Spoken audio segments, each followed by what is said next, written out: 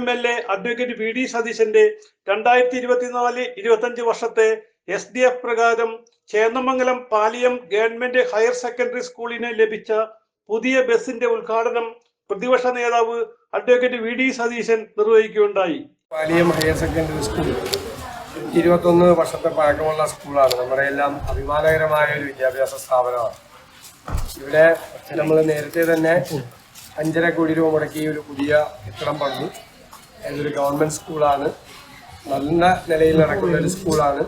ഇവിടെ ആവശ്യമായ എല്ലാ കാര്യങ്ങളും ചെയ്തു കൊടുക്കാനും നേരത്തെ പറഞ്ഞതിൻ്റെ അനുസരിച്ചാണ് പുതിയൊരു കെട്ടിടം 5.5 കോടി രൂപയുടെ നിർമ്മിച്ചത്. ഇപ്പോൾ ഒരു പുതിയ ബസ് വേണമെന്ന് പറഞ്ഞു MLAയുടെ ഫണ്ടിൽ നിന്നും 17 ലക്ഷം രൂപ അനുവദിച്ച് പുതിയൊരു വാഹനം കൂടി അനുവദിച്ചിട്ടുണ്ട്.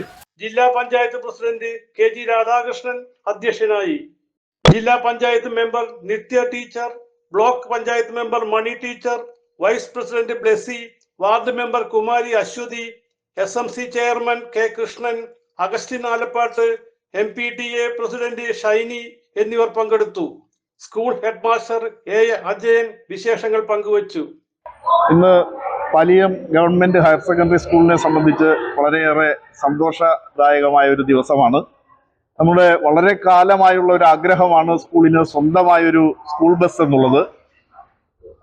ബഹുമാനപ്പെട്ട പ്രതിപക്ഷ നേതാവ് Paravur MLA advocate Shri VD Satheesan അവരുടെ വളരെ ത്വരിതഗതിയിലുള്ള ഇടപെടലിന്റെ ഭാഗമായി 2024-25 വർഷത്തെ SDF ഫണ്ട് പ്രകാരം നമുക്കൊരു 18 സീറ്റുള്ള ഒരു സ്കൂൾ വാഹനം അനുവദിച്ച് കിട്ടിയിരിക്കുകയാണ്.